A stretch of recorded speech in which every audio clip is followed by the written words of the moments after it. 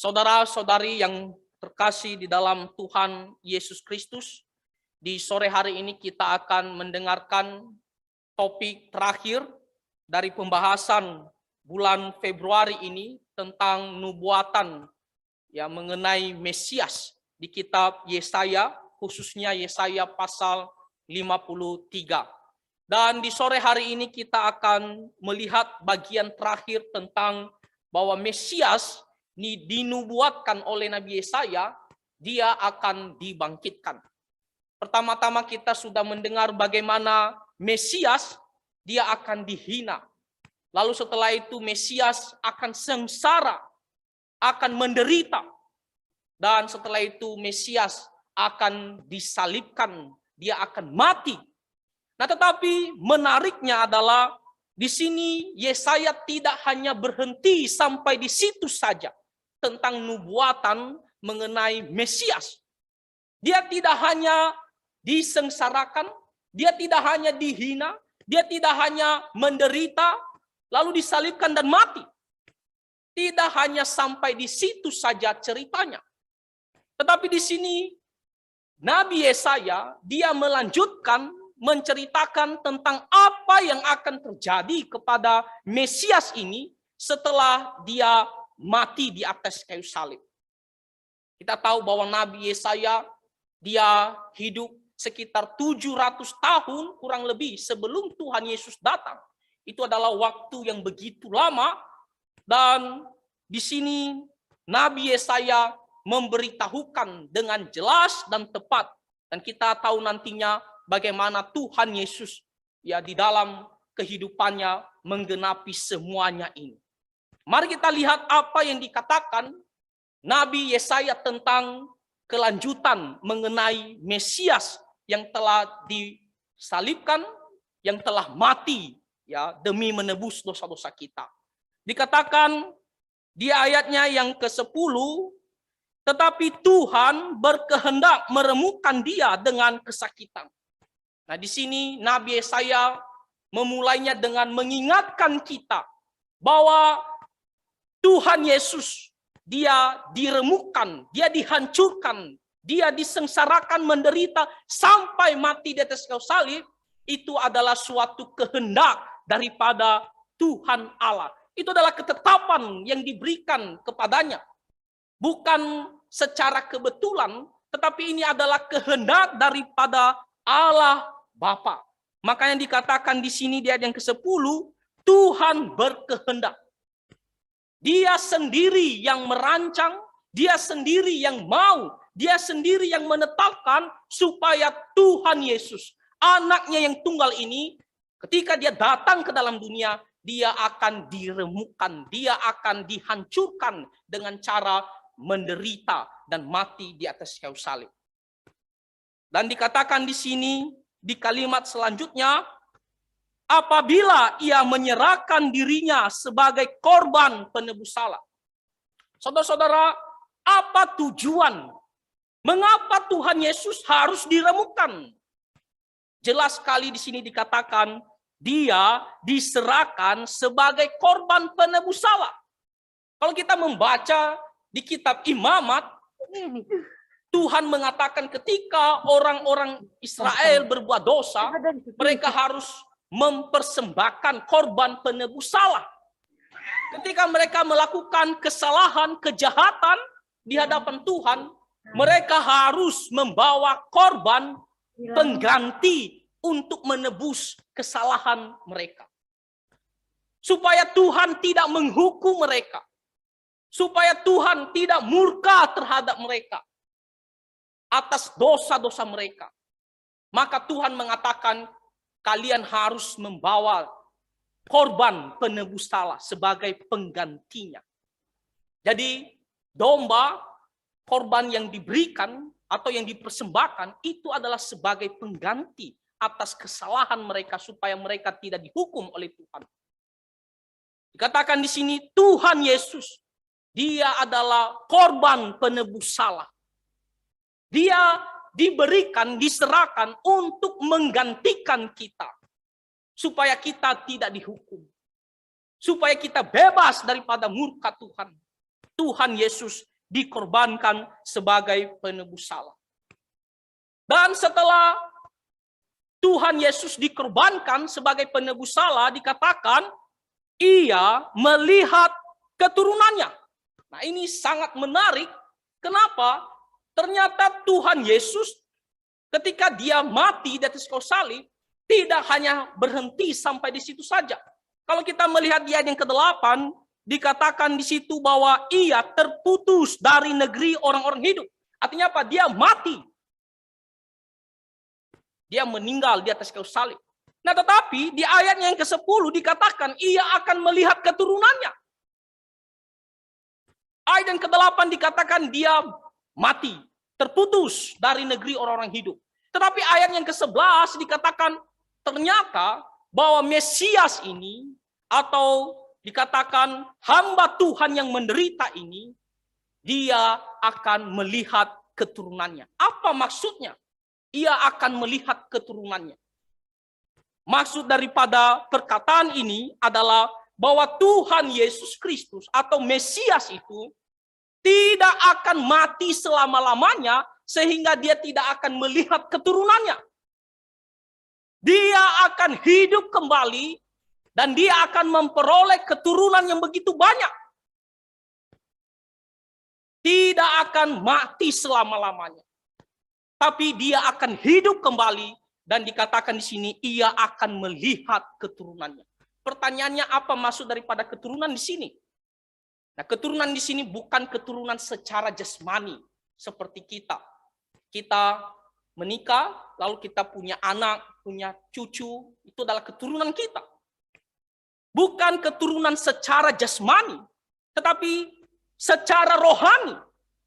Kalau kita membaca di Yohanes pasal 1 ayat 12 dikatakan, barang siapa yang menerima dia, yang percaya kepadanya, kita diberikan kuasa untuk menjadi anak-anak Allah. Anak-anak Allah bukan secara jasmani, tetapi secara rohani. Jadi di sini maksudnya adalah Tuhan Yesus akan hidup kembali, bangkit kembali, dan dia akan memperoleh banyak umat. Orang-orang yang akan menjadi miliknya. Orang-orang yang akan mengikut dia. Dan itulah kita semua yang saat ini yang percaya kepada Tuhan Yesus. Yang dimana kita memutuskan untuk menjadi anak-anak Tuhan Yesus Kristus. Di sini dikatakan bahwa Tuhan Yesus tidak akan mati selama-lamanya. Tetapi dia akan bangkit kembali sehingga dia akan memperoleh begitu banyak umat, begitu banyak pengikut. Sebab kalau dia mati selama-lamanya, maka tidak akan ada yang mengikut dia. Karena dia pun mati. Sama seperti kita manusia biasa. Tapi karena kebangkitannya, maka orang-orang yang mengenal dia, mengikut dia, percaya kepadanya, menjadi anak-anak. Dan di kalimat selanjutnya diperjelas lagi, umurnya akan lanjut. Maksudnya adalah dia tidak akan berhenti sampai mati di atas kayu salib saja. Tetapi dia akan hidup, dia akan bangkit, dan dikatakan umurnya akan lanjut tanpa batas. Selama-lamanya, terus-menerus, tidak berkesudahan. Makanya dikatakan umurnya akan lanjut. Tidak ada batasnya, tidak ada berhentinya. Kalau kita meninggal, ya kita mengatakan umur kita sudah sampai di situ saja. Berhenti. Nah, tetapi Mesias yang dinubuatkan oleh Yesaya ini, meskipun dia mati di atas kayu salib, namun dia dikatakan di sini, dia akan lanjut umurnya. Akan terus-menerus hidup tanpa batas. Dia akan hidup kekal. Itu berarti bahwa Mesias ini, dia akan bangkit kembali dan akan hidup selama-lamanya. Sehingga dikatakan di sini, umurnya akan lanjut. Terus-menerus. Sampai kapan? Tidak ada batasnya. Dia akan hidup kekal selama-lamanya. Dan dikatakan di sini, di kalimat selanjutnya, dan kehendak Tuhan akan terlaksana olehnya. Kalau kita membaca di kalimat yang awal tadi dikatakan bahwa Tuhan memang berkehendak meremukkan dia. Dan kehendak Tuhan adalah untuk meremukkan dia, untuk mati di atas kayu salib, untuk bangkit kembali, dan untuk memperoleh begitu banyak orang-orang, yaitu umatnya, kepemilikannya yang akan mengikut dia. Nah, ini adalah kehendak Tuhan. Dikatakan di sini, kehendak Tuhan akan terlaksana olehnya.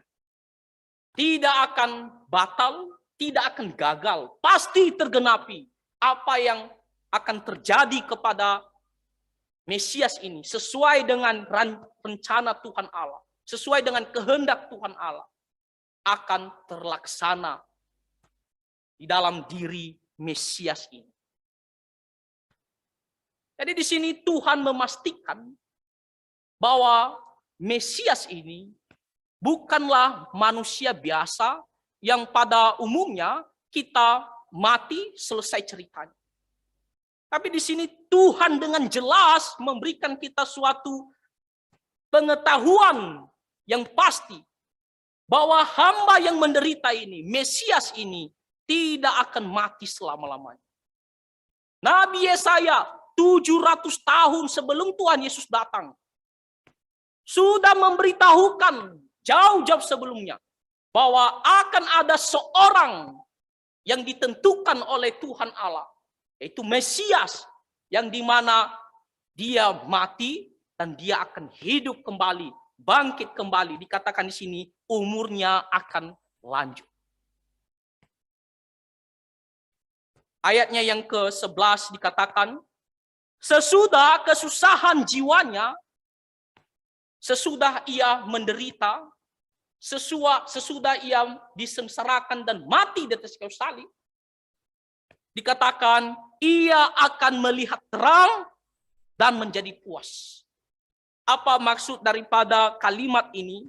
Kalau kita melihat dalam bahasa Inggris KJV, di situ dikatakan ia akan melihat penderitaan yang telah dia lakukan, dia akan melihat hasil daripada penderitaannya itu tidak sia-sia, sehingga dikatakan dia akan menjadi puas atas apa yang telah dia lakukan. Penderitaannya akan memberikan buah yang memuaskan, memberikan hasil yang luar biasa, yaitu akan memberikan keselamatan bagi banyak jiwa. Itulah hasil daripada penderitaan Tuhan Yesus. Itulah buah daripada pengorbanan Tuhan Yesus Kristus. Tidak sia-sia begitu saja. Bukan Tuhan Yesus menderita lalu tidak ada hasilnya, tidak ada gunanya. Tetapi di sini dia menderita dan dia akan melihat bahwa penderitaannya itu memberikan efek yang luar biasa dengan memberikan keselamatan bagi orang-orang banyak jiwa. Dan dikatakan di sini Tuhan Yesus melihatnya dengan puas karena penderitaannya sungguh-sungguh memberikan keselamatan. Kematiannya di atas kayu salib memberikan kita penebusan dari dosa dan penghukuman. Kita bersyukur kepada Tuhan Yesus karena dia mau menderita. Karena dia rela disalibkan, berkorban demi kita. Penderitaan Tuhan Yesus Kristus begitu berarti sekali bagi kita. Begitu penting bagi kita. Kalau Tuhan Yesus tidak menderita, tidak mati di atas kayu salib, maka tidak ada pengampunan bagi kita. Tidak ada keselamatan bagi kita. Kita pasti akan dihukum. Kita yang harus menderita. Kita yang harus menanggung sengsara itu. Tak ada pengharapan di hari esok. Tetapi puji Tuhan, Tuhan Yesus, dia menderita demi kita. Sehingga memberikan buah hasil bagi kita orang-orang berdosa, yaitu suatu keselamatan, suatu penebusan akan dosa-dosa. Dikatakan di sini, di ayatnya yang 11, Kalimat selanjutnya dikatakan, dan hambaku itu sebagai orang yang benar. Kita tahu bahwa Tuhan Yesus dia menderita, dia disalibkan bukan karena kesalahannya. Kalau kita baca ayat-ayat sebelumnya dikatakan bahwa ia disengsarakan bukan karena kesalahannya. Ia dihukum mati bukan karena dosanya. Tetapi karena memikul kejahatan kita. Karena dosa-dosa kita. Dia statusnya adalah orang benar, tapi dia menggantikan kita orang-orang yang tidak benar. Makanya di sini dikatakan, sebagai orang benar, akan membenarkan banyak orang oleh hikmatnya. Dan kejahatan mereka dia pikul. Karena dia benar, karena dia mati, bukan karena dosanya, tapi karena dosa-dosa kita. Maka di sini dikatakan, ia akan membenarkan banyak orang oleh hikmatnya. Akan membenarkan begitu banyak orang. Dan katakan di sini oleh hikmatnya, kalau kita melihat dalam bahasa Inggrisnya lebih jelas adalah oleh pengetahuan akan dia yang disertai dengan iman tentunya. Oleh pengenalan akan dia. Jadi maksudnya adalah Tuhan akan membenarkan banyak orang yang mengenal dia dan tentunya percaya kepada dia sebagai Tuhan dan Juru Selamat. Ketika kita mengetahui, mengenal Tuhan Yesus, dan tentunya dengan iman percaya kepadanya, maka pada saat itu kita dibenarkan. Status kita berubah. Kalau sebelumnya kita adalah orang-orang berdosa, musuh Tuhan, orang-orang yang dibenci oleh Tuhan, orang-orang yang berada di bawah hukuman. Tapi dengan pengenalan, dengan iman kepada Tuhan Yesus, kita dibenarkan. Status kita berubah. Bukan lagi orang-orang yang seharusnya dihukum, tetapi orang-orang yang memperoleh pengampunan dosa dan hidup yang kekal. Dikatakan di sini, Tuhan Yesus akan membenarkan kita ketika kita mengenal dia, mengetahui tentang dia, dan tentunya dengan percaya kepadanya. Saudara-saudara, apakah kita termasuk orang-orang seperti demikian? Yang sudah dibenarkan oleh karena Kristus Yesus. Apakah kita sudah sungguh-sungguh mengenal dia? Percaya kepadanya. Dikatakan di sini, akan membenarkan banyak orang oleh hikmatnya, dan kejahatan mereka dia pikul. Kita dibenarkan karena kita tidak menanggung, tidak memikul dosa kita lagi.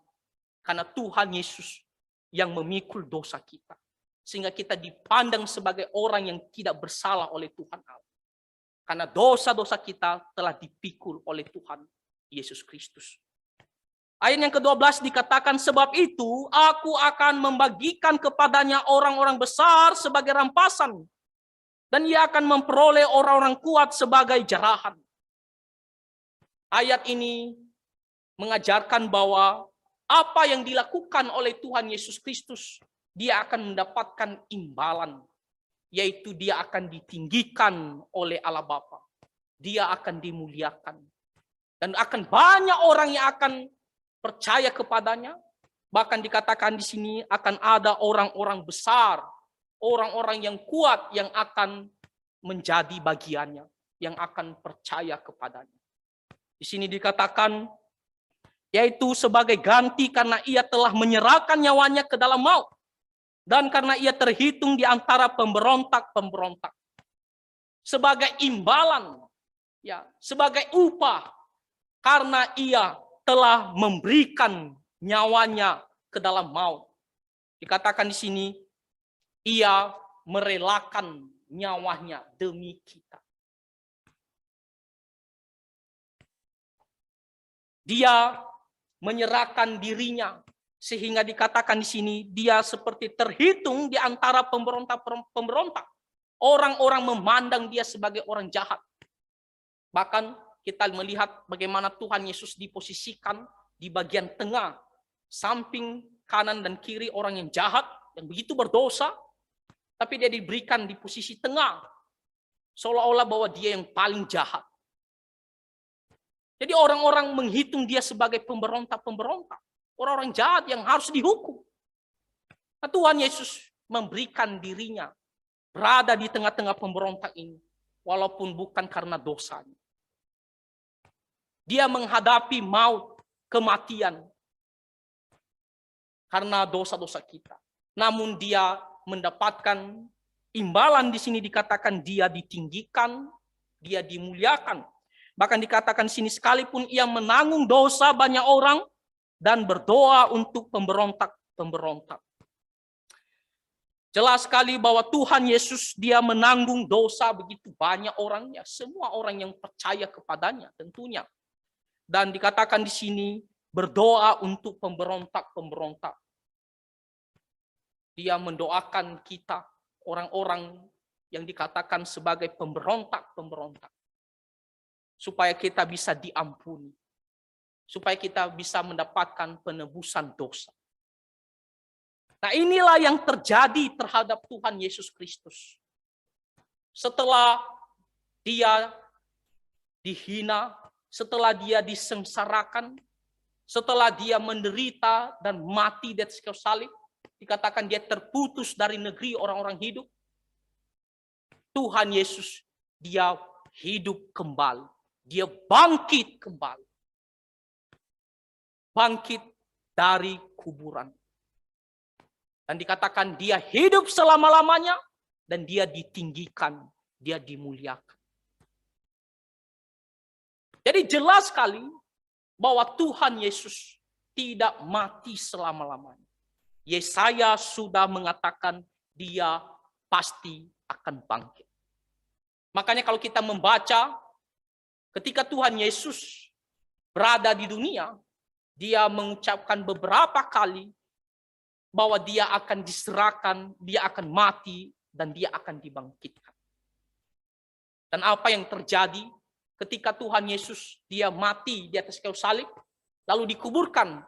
Kalau kita membaca di Matius pasal 28 secara khususnya, ya yang kelima dan keenam dikatakan, akan tetapi malaikat itu berkata kepada perempuan-perempuan itu, janganlah kamu takut, sebab aku tahu kamu mencari Yesus yang disalibkan itu.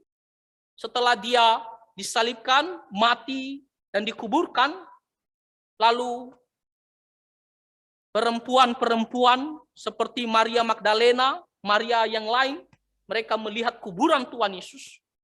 Dikatakan di sini oleh malaikat Tuhan bahwa Tuhan Yesus di ayat yang ke-6, ia tidak ada di sini, sebab ia telah bangkit. Dan dipertegas lagi, sama seperti yang telah dikatakannya. Jadi selama Tuhan Yesus hidup, sebelum dia disalibkan, sebelum dia mati, dia sudah memberitahukan beberapa kali bahwa dia akan bangkit kembali. Makanya malaikat di sini mengingatkan kembali perempuan-perempuan ini. Ingat tidak bahwa Tuhan Yesus semasih dia hidup, dia mengatakan dia akan bangkit kembali. Dikatakan ia telah bangkit sama seperti yang telah dikatakan. Mari lihatlah tempat ia berbaring. Apa yang dinubuatkan oleh Nabi Yesaya 700 tahun yang lalu kurang lebih sebelum Tuhan Yesus lahir, ternyata tergenapi. Datanglah seorang hamba yang menderita itu. Datanglah Mesias itu. Juru selamat. Tuhan Yesus. Bagaimana dia benar-benar menjalani semua apa yang dinubuatkan oleh Nabi Yesaya ini. Tidak ada satupun yang meleset. Semua tergenapi. Terakhir dikatakan dia bangkit kembali. Bagi kita, kebangkitan adalah sesuatu yang mustahil sekali. Kita mati, kita tidak bangkit kembali. Karena kita adalah orang berdosa.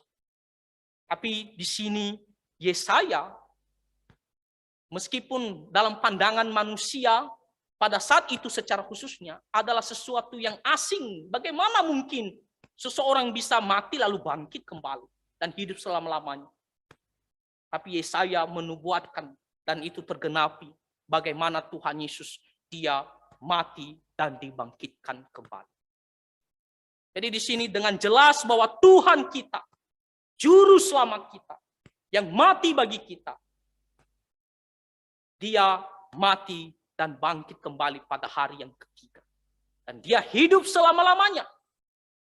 Dia ditinggikan, dia naik ke surga, dan dia memerintah. Dan dia menyediakan tempat bagi kita yang percaya kepadanya. Jadi apa yang menjadi pelajaran bagi kita? Pertama-tama mari kita bersyukur kepada Tuhan Yesus. Karena Tuhan Yesus dia bangkit kembali. Rasul Paulus mengatakan kalau Tuhan Yesus tidak bangkit, maka kita adalah orang-orang malang yang tidak ada pengharapan hari esok. Karena kita pun akan mati selama-lamanya. Kita tidak akan menang atas kematian. Tidak ada hari esok bagi kita. Karena kita semua dikalahkan oleh kematian. Tapi karena Tuhan Yesus bangkit kembali, maka kita memperoleh pengharapan. Kita pun akan dibangkitkan kembali. Jadi kita harus bersyukur kepada Tuhan Yesus. Bahwa Tuhan Yesus memberikan kita suatu pengharapan yang pasti. Dia tidak hanya mati untuk kita, tapi dia bangkit untuk kita. Supaya kita tidak usah mati selama-lamanya. Tapi kita juga akan dibangkitkan sama seperti Tuhan Yesus Kristus. Kita mau ikut Tuhan Yesus. Kita mau percaya kepada Tuhan Yesus seumur hidup kita tanpa bimbang, tanpa ragu. Dan yang kedua yang menjadi pelajaran bagi kita, karena dia sudah bangkit, mengalahkan kematian. Maka marilah kita dengan semangat untuk hidup sungguh-sungguh bagi Tuhan Yesus Kristus. Hidup sesuai dengan firman. Karena kita bukanlah orang-orang yang malang, yang akan binasa. Tapi kita adalah orang-orang yang memperoleh kehidupan.